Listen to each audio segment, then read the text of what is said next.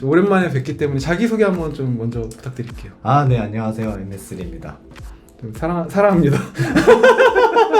감사합니다. 네, 제가 녹음을 날려먹어가지고 약간 꽁으로게 됐는데 괜찮습니다. 최근에 큐피드님이 중고전기차 구매를 네. 하셔가지고 그거 관련해서 또 컨텐츠를 준비를 했습니다. 우리가 기존에 중고차의 가격을 결정하는 이제 많은 요소들이 있는데 이제 주로 차량의 연식, 주행거리, 차가 사고가 났는지의 여부, 옵션, 색상도 되게 중요하고요. 보증 수리 체계, 이 보증 기간이 뭐 얼마나 남았고 어디까지 가능한지, 그다음에 이 차가 단종이 됐는지 여부, 소비자의 선호도, 이런 것들이 사실 중고차의 가격이 결정을 하는 요소들입니다. 근데 이제 최근에는 전기 자동차도 중고 시장에 많이 나오게 되면서 전기차 배터리의 수명도 중고차 구매자의 중요한 어떤 요소로 급부상을 하고 있습니다. 사실 우리가 스마트폰이나 모바일 기기를 이제 많이 사용을 하고 계시기 때문에 배터리는 오래 사용할수록 빨리 닳는다, 경험적으로 다들 알고 계시잖아요. 그래서 전기차 안에서 배터리가 가장 비싼 부품이기도 하고 또 전기차가 주행할 수 있게 해주는 에너지원이기 때문에 이게 매우 중요한 부품이라는 거를 또 전기차 오너분들은 다 알고 계시고, 이 배터리의 수명이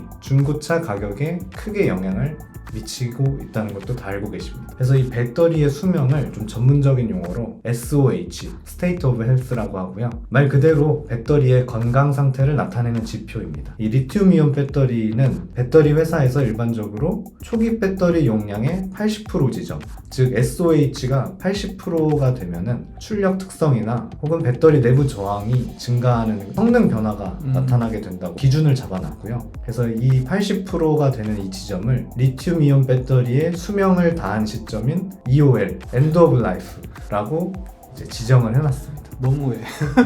잔인해 용어가. 그렇죠. 네. 하지만 이게 또 안타까운 게 배터리의 수명을 어떻게 그러면 측정을 할 거냐라고 했을 때 이 수명을 정확하게 예측할 수 있는 방법이 현재 없는 상태입니다.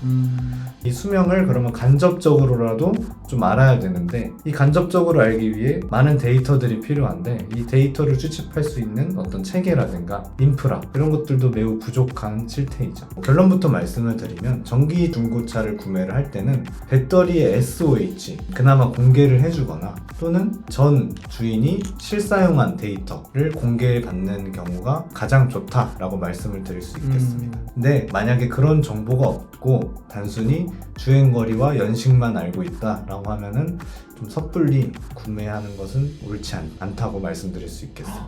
이거를 볼 수가 없어가지고 그냥 그 사람이 설명글에 쓴 급속 충전은 안 했고요, 20에서 80% 충전, 완속 충전했습니다, 이걸만 보고 샀는데 네, 좀 섣불리 구매한 건가요 그러면?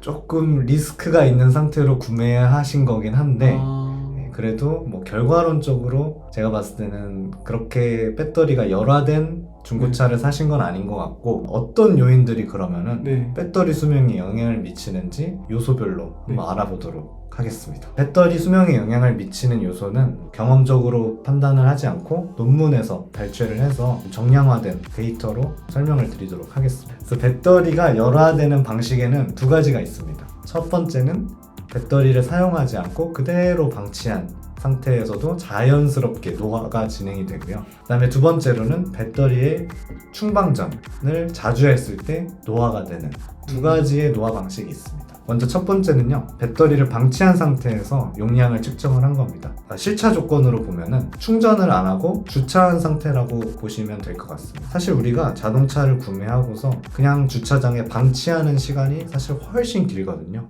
그래서 이 부분도 되게 중요한 요소라고 볼 수가 있습니다. 가로축은 지금 1일 표현을 한 거고, 세로축이 배터리의 SOC, 충전량을 표현을 한 겁니다. 그래서 온도에 따라서, 그 다음에 SOC의 잔량, 배터리의 잔량에 따라서 방치한 상태를 측정을 한 거고요. 결과로 보면은 충전량이 낮은 상태, 그 다음에 온도가 25도 근처에 있을수록 수명이 적게 줄어든다 라고 볼 수가 있습니다. 근데 미안한데 이 온도가 더 낮은 건 없네요? 그게 좀 이 논문의 좀 안타까운 점입니다. 사실 저온 조건도 우리가 되게 궁금하잖아요. 영하 조건, 좀 그 데이터가 없는 게 저도 좀 아쉽더라고요. 이분 되게 따뜻한 데 사시는데. 우리가 주차장에 주차할 때 SOC를 낮은 상태로 주차를 할 수는 없을 거예요. 네. 실제로도 뭐 몇십 프로 이상은 되는 상태로 주차를 맞아, 하기 맞아. 때문에 저거는 좀 유효한 데이터는 아닌 것 같고, 다만 25도 근처에서 주차를 하면은 열화를 늦출 수가 있다 음.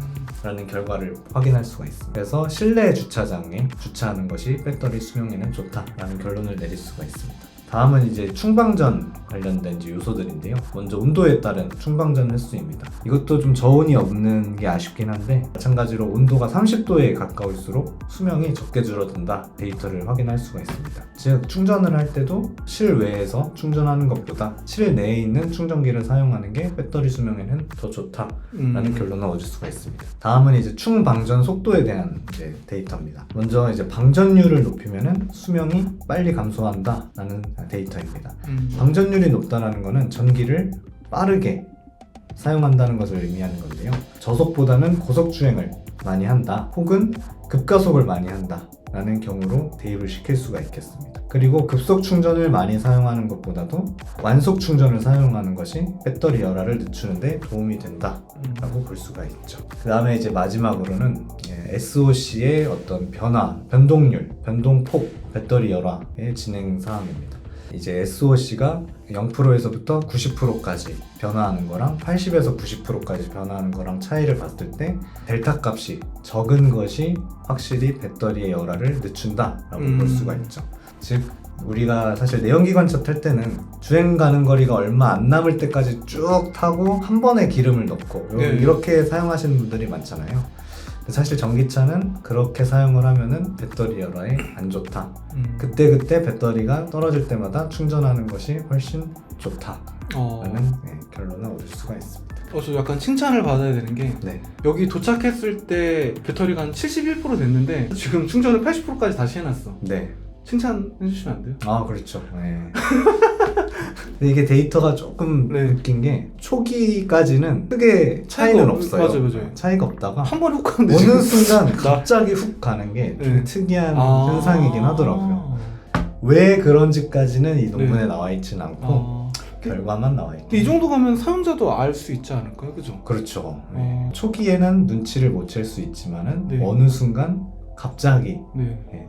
급격하게 떨어지기 때문에 이런 건 좀 되게 위험하다라고 볼 수가 있습니다. 그래서 정리를 하면은 배터리의 수명은 결국엔 온도, 전류량, 그다음에 SOC에 영향을 받는다라고 정리를 할 수가 있습니다. 그러면 오히려 이런 데이터를 역으로 전기차 유저가 배터리 수명을 늦추기 위해서 활용을 할 수가 있는데요. 가급적 실내에서 주차를 하는 방법, 그다음에 급가속하지 말고 천천히 가속하는 방법, 급속 충전보다는 완속 충전을 사용하기, 그다음에 한 번에 많이 충전하지 말고 평소에 조금씩 자주 충전하기, 이런 행동 패턴들이 배터리를 오래 사용할 수 있는 비결이라고 볼 수 있겠습니다.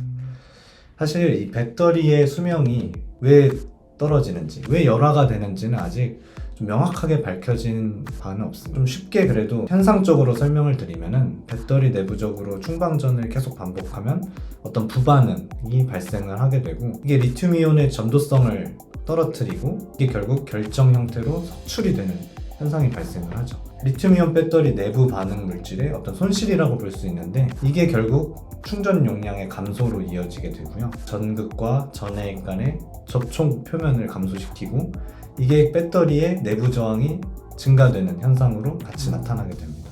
사실 배터리 수명은 배터리 내부를 갈라서 뭐 상태를 보면은 좋긴 한데 그렇게 할 수가 없기 때문에 뭔가 물리량을 측정하는 간접적인 방법으로 추측을 할 수밖에 없습니다. 그래서 배터리를 좀 수학적으로 모델링을 해야 되는데, 아까 앞서 말씀드렸듯이 겉으로 봤을 때는 배터리 내부 저항이 증가를 하는 그런 현상이 있기 때문에 추정을 해서 모델링을 해서 수명을 예측하는 것이 아주 일반적인 방법입니다. 근데 사실 이것 또한 변수가 굉장히 많기 때문에 실제로 모델링을 실차에 적용해서 뭔가 SOH를 고객한테 알리는 거는 좀 더 연구가 더 진행되어야 하는 거죠. 고객 입장에서 A라는 중고차 회사에 가서 SOH를 측정했을 때랑 B라는 회사에 가서 SOH를 측정했을 때 이게 차이가 나버리면은 또 서로 되게 난감한 상황이 발생할 수도 있고요. 실제 내 차의 SOH는 85%인데 측정을 해서 뭔가 오차 때문에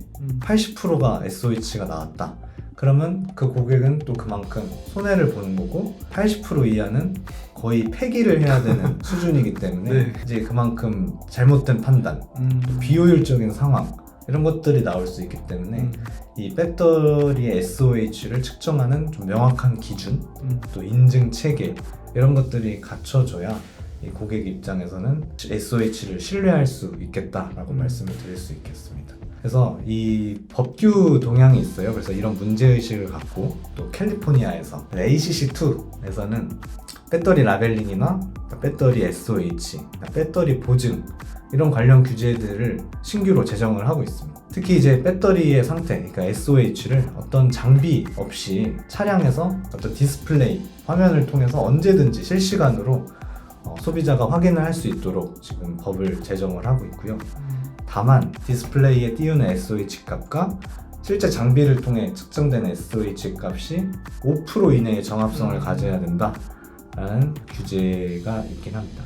아까 그 서울대 가는 방법처럼 그 4가지 항목을 꼭 지키면은 제 차를 좀 오래 탈 수 있는 방법이 될까요? 네, 그렇게 생각을 하는데요. 네. 사실 현실적으로는 네. 쉽지 않을 것 같습니다. 지금 저한테 서울대 못 갈 것 같다는 얘기하는 것 같은데 그렇게 해석해도 될까요?